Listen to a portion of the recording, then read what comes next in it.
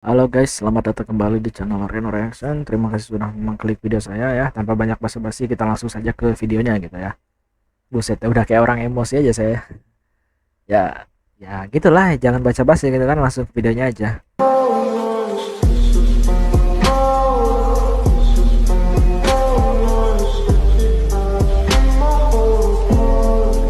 Tertolol sedunia. Mental orang tertolol sedunia. Catat nih, orang yang cuman mental bilang bubarin DPR, itulah orang tolol sedunia.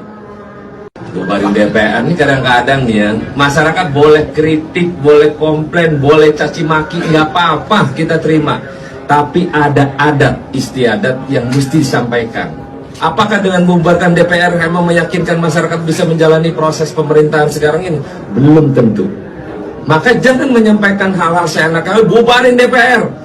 Jangan. Memang yang ngomong itu rata-rata orang yang nggak pernah jadi duduk di DPR. Kita boleh dikritik, mau bilangin anjing babi bangsat nggak apa-apa, mampus nggak apa-apa. Tapi ingat bahwa kita selaku wakil rakyat juga punya kerja-kerja, punya empati.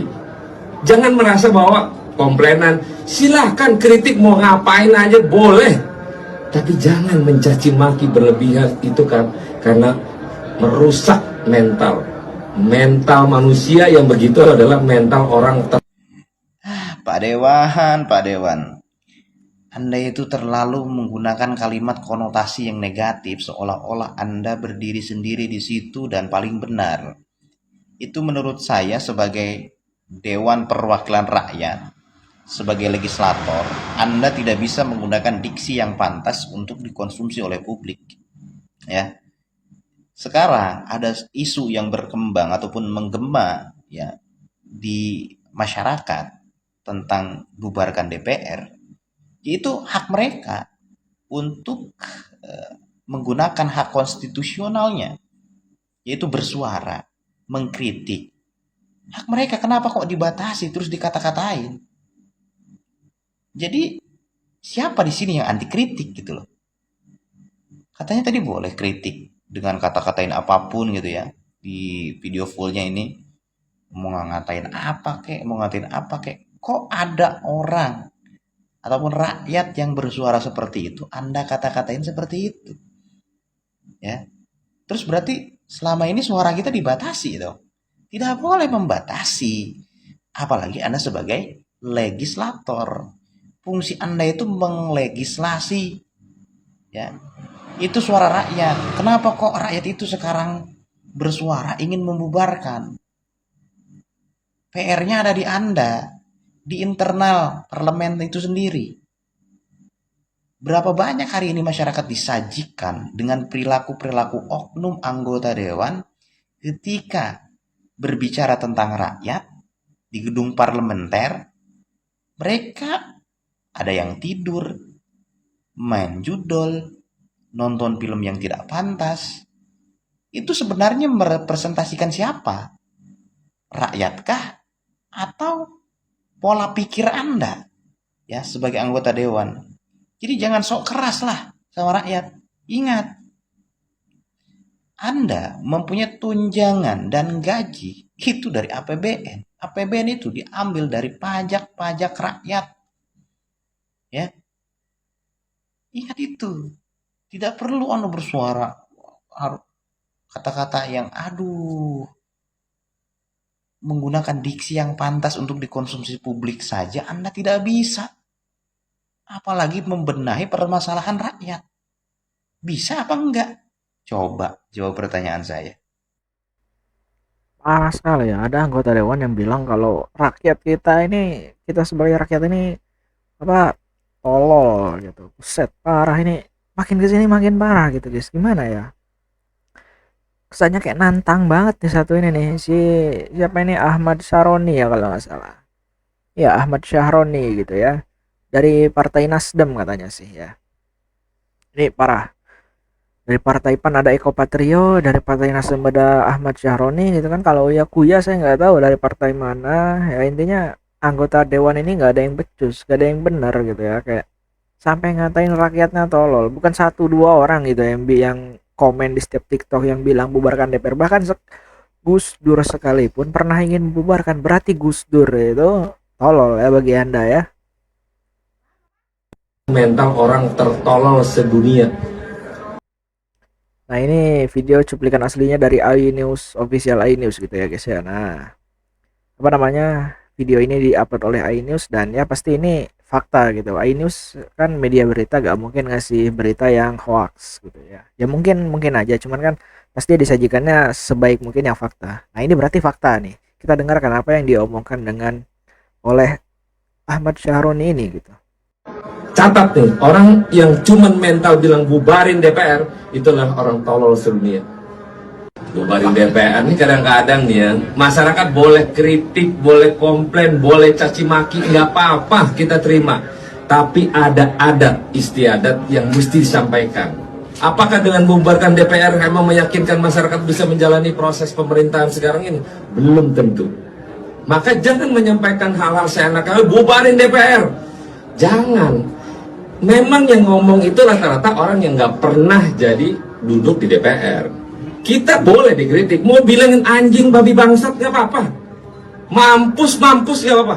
Tapi ingat bahwa kita selaku wakil rakyat juga punya kerja-kerja, punya empati. Jangan merasa bahwa komplainan, silahkan kritik mau ngapain aja boleh, tapi jangan mencaci maki berlebihan, itu kan karena merusak mental manusia. Yang begitu adalah mental orang tertolol sedunia. Catat nih, orang yang cuman mental bilang bubarin DPR, itulah orang tolol sedunia. Kenapa? Kita ini emang orang pintar semua? Enggak, bodoh semua kita. Tapi ada tata cara kelola bagaimana menyampaikan kritik yang harus dievaluasi oleh kita. Kita memang belum tentu benar, belum tentu hebat, enggak. Tapi minimal kita mewakili kerja-kerja masyarakat yang mumpuni untuk teman-teman masyarakat semuanya. Jangan dikit-dikit DPR ngomongin masalah ini dihujat, nggak apa-apa. Mau hujat sampai mampus juga nggak apa-apa. Masih berdiri DPR-nya sampai kapanpun, tidak akan berubah, sama aja. Terima kasih ya. Pertanyaannya cuma satu guys, masyarakat mana yang diwakili dan masyarakat mana gitu yang Anda sebut teman-teman masyarakat? Gak ada yang mau menemani Anda gitu. Kalau Anda sendiri bilang masyarakatnya itu tolol gitu ya.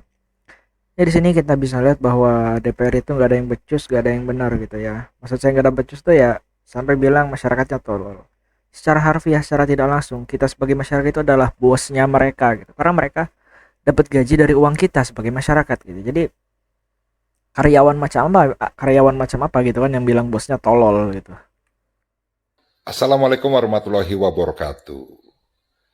Alhamdulillah Gubernur Jawa Barat sudah bertemu dengan perusahaan tour travel dan juga Perhimpunan Hotel Restoran Indonesia Provinsi Jawa Barat, di mana tentunya pertemuan itu menindaklanjuti aksi unjuk rasa yang beberapa waktu yang lalu sudah dilakukan dan ada rencana untuk melakukan aksi lanjutan karena dianggap Gubernur Jawa Barat ya belum memberikan solusi terhadap persoalan yang ada. Para agentur travel dan juga PHRI menyampaikan bahwa terjadi dampak. Mereka banyak yang tutup, merumahkan karyawannya, menjual mobilnya, dan juga para pemilik hotel, mungkin juga restoran, pelaku UMKM, terjadi penurunan omset. Hotel khususnya hotel-hotel yang mungkin bintang 1, bintang 2, ya, dan juga kelas melati yang terdampak terkait dengan jumlah huniannya. Restoran juga sama, UMKM juga sama. Nah, bank juga pada akhirnya tidak mau membiayai mereka karena dianggap tidak akan mampu untuk membayar cicilan.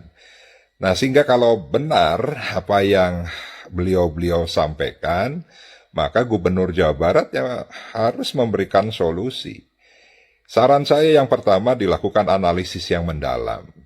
dengan menugaskan Dinas Pariwisata Provinsi Jawa Barat, Dinas Perhubungan, lalu misalnya Biro Ekonomi, ya, untuk mengetahui apakah yang disampaikan oleh beliau-beliau ini benar terjadi. Yang kedua, mensosialisasikan terkait dengan larangan studi tur itu secara tuntas kepada pihak sekolah baik negeri maupun swasta. Yang saya tahu, Pak Gubernur itu kan awalnya melarang terkait dengan studi tur keluar Provinsi Jawa Barat. Nah, sehingga kalau di dalam Provinsi Jawa Barat atau di dalam kabupaten kota itu sendiri masih bisa dilakukan. Tetapi kan yang terjadi, seluruh aktivitas studi tur itu dilarang karena memang memberatkan orang tua siswa dan siswanya. Nah, sehingga memang ini satu hal yang berbeda kepentingan ya. Nah, sehingga menurut saya untuk mendekatkan dua kepentingan yang berbeda itu ya sekali lagi harus dilakukan kajian yang mendalam ya, dan juga solusi yang tepat ya.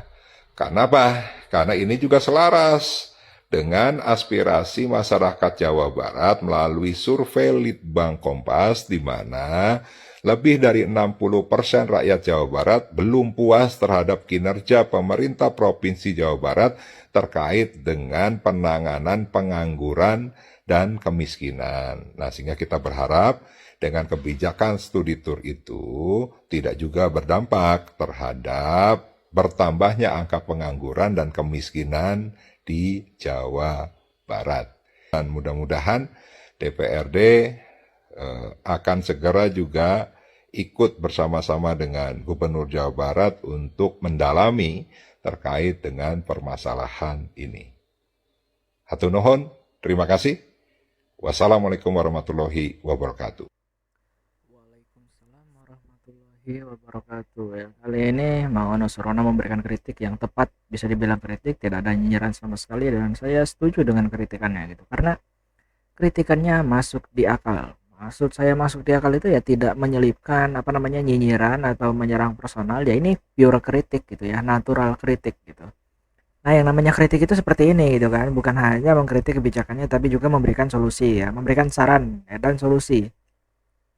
Dan kita bisa mendengar saran dari Kang Ono ini seperti apa terkait study tour ya, sampai sekarang ternyata masih dibahas gitu ya.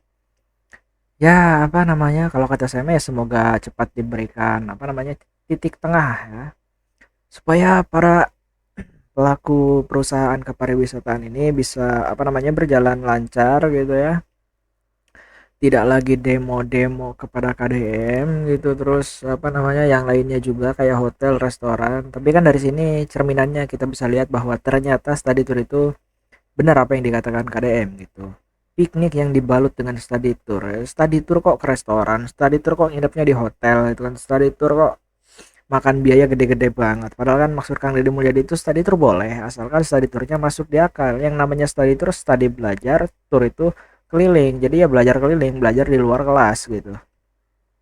Gak usah jauh-jauh keluar kelas, jalan lihat selokan dibersihkan, terus dibawa ke laboratorium, kata KDM itu kan airnya itu diteliti, ada apa aja, dampaknya seperti apa aja, hal positif negatifnya apa. Nah itu kan udah study tour gitu kan, dengan meneliti sampah-sampah atau meneliti sungai-sungai yang kotor gitu, yang ada di sekitar sekolah gitu, atau di dalam sekolah gitu kan, atau meneliti alam gitu kan, berangkat kemana gitu kan, ke area perkebunan, di sana bisa melihat banyak sekali tanaman yang bisa diteliti gitu kan. Ya banyak lah gitu. Study tour itu nggak cuman harus jalan-jalan ke Bali, main ke pantai. Nah itu bukan study tour, itu piknik gitu ya. Sedangkan study tour yang saya tahu, saya juga pernah mengikuti study tour, tapi bukan study tour dari sekolah saya gitu ya, cuman adik saya yang study tour tapi dia tidak mau berangkat, jadi saya yang menggantikan. Dan study tour yang saya alami waktu itu saya kira ya belajar gitu kan. Kalau misalkan orangnya bisa digantikan seperti saya, berarti bukan belajar, piknik namanya gitu kan. Terus study tournya juga ke pantai gitu. Cek si Ahmad Sahroni nya wakil ketua komisi 3 di Nasdem, orang yang bilang bubarin DPR adalah orang yang bermental tertolol sedunia. Edan itu ke masyarakat nyebut tertolol anjir. Sia nu tolol Ahmad Sahroni ah. Terus masyarakat boleh komplain, boleh kritik, cina boleh caci maki, tapi ada adat istiadat yang mesti disampaikan. Sia ngadongeng adat istiadat. Anggota DPR nu teu nyaho di adat istiadat mah masyarakat keur susah. Sia hayang naik gaji. Anjing goblok. Terus cina kita sebagai wakil rakyat juga punya kerja, juga punya empati. Empati belah mana? Sia di Sukabumi aya kasus raya, terus kasus-kasus masyarakat jelema susah nu sajena loba. Sia hayang naik gaji. Empati belah manana blegug. Eta anjir gila tukang bara main suaranya, pengemis atuh anggota DPR teh. Dan kayak oge urang menyebutna ke tukang bara main we, dangke ge geus rek pemilihan deui sarua bara main deui ka urang. Sia nu tarolol mah. Ka aing masyarakat nyebut tolol, sia nu tarolol mah. Tolol. Itu juga guys, gimana kalau misalkan ketika kampanye, ketika para calon-calon DPR baru mendatangi rumah kita untuk meminta bantuan, ya nggak usah dibantu gitu kan. Makanya kalau beliau memberikan ya yang disebut orang-orang tuh biasanya serangan fajar gitu kan, ya dikasih amplop isinya duit gitu kan. Duitnya kita terima, terus gak usah nyolok, udah gampang gitu.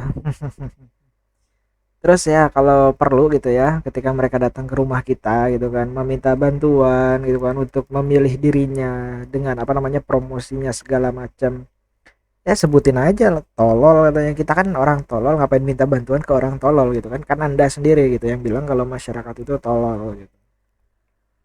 Jadi ya ngapain minta bantuan ke orang tolol, di mana-mana orang minta bantu itu ke orang yang pintar gitu kan, biar cepat terselesaikan. Berhubung kami sebagai masyarakat disebut orang tolol gitu kan, ya udah nggak usah minta bantuan ke kami gitu kan sebagai masyarakat gitu.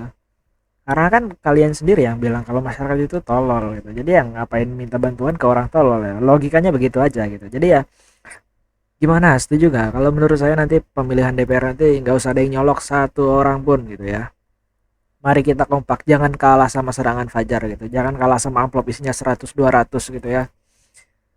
Ya kalian sekarang menerima duit 100-200 5 tahun ke depan selama jabatan mereka kita sengsara, mereka senang-senang tidur di kantor gitu kan, rapat gak ada kerjaan, rapat kerjanya main HP tidur gitu kan, yang enak-enak mereka gitu, kita cuma nikmatin duit 100-200 doang gitu, ibaratnya seminggu kita udah bisa dapat duit segitu gitu, walaupun jerih payah kita gitu kan, tapi ya setidaknya hanya dengan uang segitu ya jangan lemah iman gitu guys ya. Hilangkan sifat gila uang di antara kita semua gitu ya, termasuk saya gitu kan ya, soalnya ini untuk kepentingan kita semua gitu sebagai masyarakat gitu guys. Ya menterinya di pemerintahan Bapak Prabowo geus aya nu error deui wae jadol. Menteri PMK ngeradengekeun. Mungkin ya Kemenkes yang ngawal cukup detail. Kalau Bapak sudah mendapatkan informasi lebih lanjut, ya, tapi detailnya nanti di Kemenkes ya. Jadi ada. Mungkin akan dikoordinasikan. Tahu saya ini agak ngantuk dikit ini. Bapak tadi gaji ku rakyat jadol. Tugas Bapak eta teh masalah kesehatan teh. Kalakah ngantuk jadol teh. Sing balik atuh teh. Ngera-ngera negara Indonesia mana mah diangkat jadi menteri teh ripuh sih mah jadol.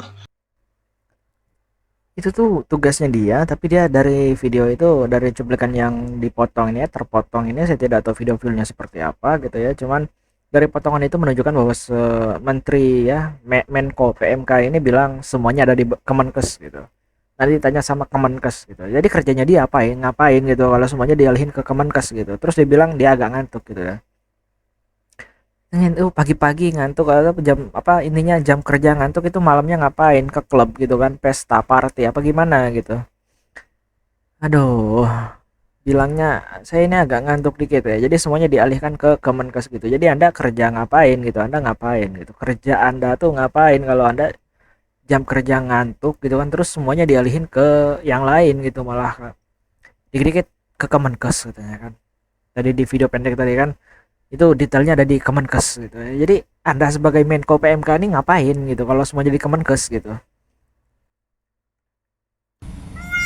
Buset. Lucu ya.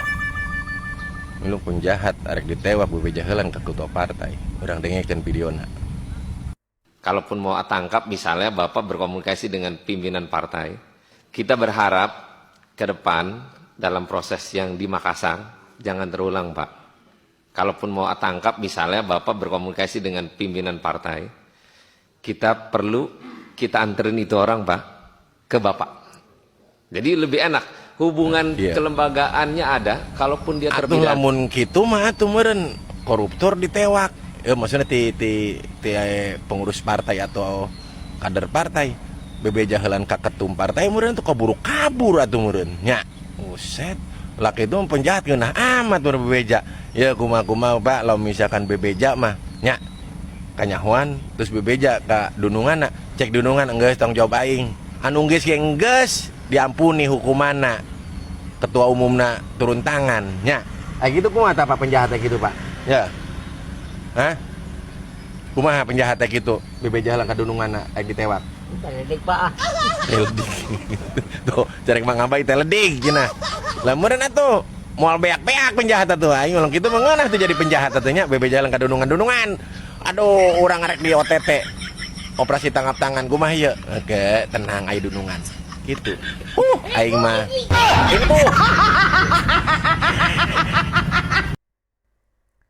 itu si Ahmad Syaroni lagi gitu kan yang bilang kalau misalkan ada seorang apa ya pejabat yang terdakwa korupsi dan ingin di OTT operasi tangkap tangan itu katanya harusnya jangan langsung ditangkap katanya kan, bilang dulu sama ketuanya ya kalau gitu ya kemungkinan bisa ditolongin lah si yang mau nangkapnya ini, bisa jadi suap atau gimana gitu kan ya. Intinya kayak ibaratnya kalian itu bawahan gitu kan, kalian mau ditangkap terus bilang sama bos, terus kata bosnya gampang nanti saya ngurusin gitu kan, tatonya bebas, tatonya diponis cuma 6,5 tahun ya. Contohnya kayak di korupsi 300 triliun kemarin yang diponis cuma 6,5 tahun. Bayangin 300 triliun ponis cuma 6,5 tahun.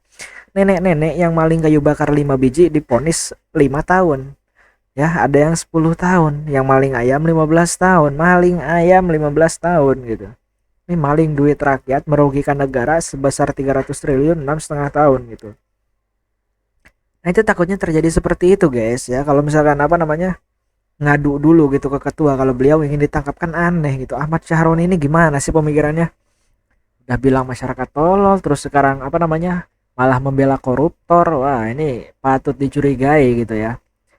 Ya secara tidak langsung beliau membela koruptor lah. Kalau misalkan para koruptor ini ketika mau ditangkap harus bilang dulu sama ketuanya kan aneh gitu. Yang namanya salah, tangkap ya tangkap gitu. Ngapain bilang sana sini gitu kan. Gua heran kok ada ya menteri kayak gini. Ditanya soal balita meninggal karena cacingan akut, Menko Pratikno. Saya ngantuk nih. Ngantuk tidur bos. Sekalian jangan bangun lagi. Sepertinya negara tidak membutuhkan orang-orang kayak Anda. Gimana anak-anak Indonesia mau terjaga kesehatannya, terjaga gizinya jika mempunyai menteri kayak Anda? Gila nih negara ya. Semakin hari kualitas pejabatnya ya semakin ngawur, ngaco dalam memberikan keterangan. Sia lamun tunduh mah hees. Sekalian ulah hudang deui. Iya setuju kan si Menko PMK ini bilang beliau agak ngantuk dikit. Nggak apa-apa Pak, Bapak sekarang pulang nggak usah kerja, gaji tetap dibayar, tapi ya saya mohon nggak usah bangun lagi gitu sekalian. Nggak apa-apa kok, kami tetap syukuran tahlilan berjamaah ya. Kalau perlu kami semua sebagai masyarakat datang ke rumah Bapak untuk tahlilan gitu kan, karena Bapak tidur tidak bangun lagi, rela kok kami turut bersuka cita ya. Uangnya dari mana itu? Pemda Jawa Barat kok banyak banget duitnya sekarang? Apakah mujak sama Nyi Ratu Kidul? Saya itu orang rasional, akademik. Tanya teman-teman dekat saya nggak percaya klinik, nggak. Tapi saya memahami Nyi Ratu Kidul itu simbol dari laut, dan di mana manusia kalau ingin mengalami kemajuan maka harus memuliakan laut. Agar apa? Agar dia bisa mendapat keberkahan dari apa yang menjadi kandungan kekayaan laut itu. Tidak boleh dieksploitasi, tidak boleh dirusak. Kemudian simbol dari tanah disebutnya Sunan Ambu, yang itu saya lambangkan ketika merah putih diserahkan di Gedung Pakuan. Untuk apa? Hari ini yang menjadi problem adalah tanah. Kenapa? Ada laut yang sudah disertifikatkan, ada bantaran sungai disertifikatkan, ada gunung disertifikatkan, padahal itu hak negara untuk dikelola untuk kemakmuran rakyat. Ini problem. Definisi cinta tanah air sesungguhnya gitu ya. Yang namanya tanah air milik negara ya milik negara. Ini semua sudah disertifikatkan. Bahkan kemarin kan ada kasus yang apa namanya pantai yang pasir pantainya itu ya, tanah pantainya itu katanya mau dikapling gitu ya. Itu milik negara loh. Kok bisa-bisanya dikapling gitu kan, kayak mau dijual, itu kan aneh gitu. Jadi apa namanya? Ini kayaknya sindiran buat si Eko Taeko gitu ya, si Eko Widodo gitu. Ya, pendukung Abah Anis yang selalu bilang KDM ini menyembah Nyi Roro Kidul gitu ya. Di sini KDM sudah memberikan kejelasan gitu. Nah, di sini dari penjelasan KDM kita sudah sadar bahwa sebenarnya si Eko Widodo ini gitu ya kurang pintar. Kenapa kurang pintar? Berarti beliau ini tidak memahami sama sekali apa namanya bagaimana KDM ini gitu kan. Beliau ini cuma taunya kesalahannya aja gitu. Ya, aduh, saya bingung ini guys, pusing gitu mikirin DPR kita nih kayak mana gitu kan, kayak perwakilan rakyat kita nih kayak mana. Ada yang bilang kita tolol, ada yang apa namanya nggak bersyukur gitu, bilang 3 juta tuh nggak cukup, bilang 3 juta tuh nggak gede, nggak ada apa-apanya gitu kan. Sedangkan kita sebagai masyarakat tertindas gitu ya, dengan gaji yang pas-pasan, yang masih bisa beli beras pun alhamdulillah, dahar gejeng hulu asin gitu kan ibaratnya. Terus si Eko Widodo yang kelakuannya ada-ada aja gitu kan, nuduh KDM nyembah Nyi Roro Kidul lah, gubernur alam gaib lah gitu kan. Ya, 2025 kok rasanya kayak Indonesia ini makin kacau aja gitu ya. Indonesianya tetap indah, cuman yang kacaunya itu pemerintahannya gitu.